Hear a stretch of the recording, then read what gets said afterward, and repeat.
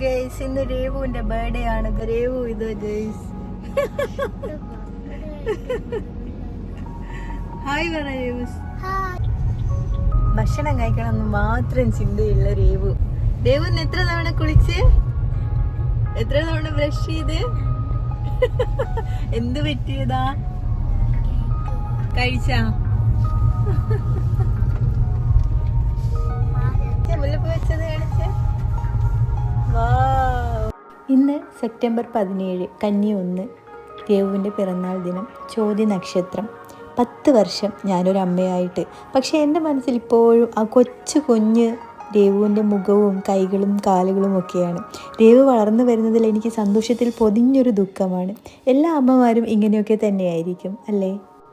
ദേവിയെ തൊഴുതിന് ശേഷം അമ്പലത്തിനോട് തന്നെ ചേർന്നിട്ടുള്ള കോഫി ഹൗസ് പോയിട്ട് 2 മസാല ദോശ വാങ്ങിച്ചിട്ട് കഴിച്ചു. സ്മേധാ രേവതിയുടെ 10th ബർത്ത്ഡേ പ്രമാണിച്ച് ഞങ്ങൾ ആറ്റുകാൽ അമ്പലത്തിൻ്റെ ആൽത്തറയിലിരിക്കുകയാണ്. ആൽത്തറയിൽ നോക്കൂ മേധാ രേവതി.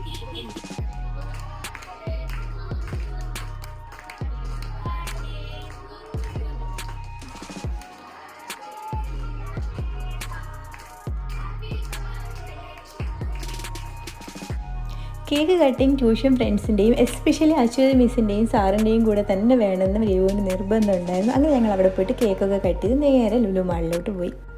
പിന്നെ ഒരു രഹസ്യമുണ്ട് കേട്ടോ, ആ കേക്ക് ഞാൻ ഉണ്ടാക്കിയതായിരുന്നു. ഒരു ഫ്യൂഷൻ കേക്ക്, ചോക്ലേറ്റ് വിത്ത് വനില. ചോക്ലേറ്റ് ഇത്തിരി ഒന്ന് ഹാർഡായിപ്പോയി, ചോക്ലേറ്റിൻ്റെ ഭാഗം. പക്ഷേ വനില സൂപ്പറായിരുന്നു. എന്നിട്ട് ഇത് പൊട്ടിച്ചിട്ട് എന്തുകൊണ്ടാ, എന്താ ഇന്ന് പൊട്ടിക്കാൻ കാരണം? ഫൈനലി ശക്തിമാൻ്റെ വകയിലൊരു സിസ്റ്ററായ ഞാൻ തന്നെ വേണ്ടി വന്നു അതൊന്ന് ബ്രോക്കൺ ചെയ്യാൻ. ഇതൊക്കെ നിസ്സാരം, ഇതൊക്കെ നമ്മൾ എത്ര ചെയ്തതാണ് അല്ലേ? ഇങ്ങനെയൊക്കെ ഞാൻ വിചാരിച്ചെങ്കിലും ഒരു ഇത്തിരി പാട് പെട്ടു അതിൽ ഞാൻ ക്യാഷ് ഒന്ന് എടുക്കാൻ വേണ്ടി.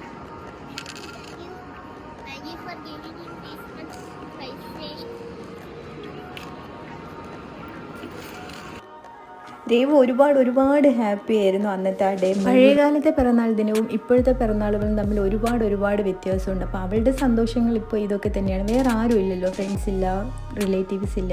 അപ്പം ഞങ്ങൾ അവളുടെ എല്ലാ സന്തോഷത്തിനും ഇപ്പം അങ്ങ് കൂട്ടി നിൽക്കുകയാണ്, അവൾ ഒറ്റപ്പെടാതിരിക്കാൻ വേണ്ടിയിട്ട്. അപ്പോൾ നമുക്ക് വീണ്ടും കാണാം. Thank you for watching. Keep in touch. Love you. Bye. See U.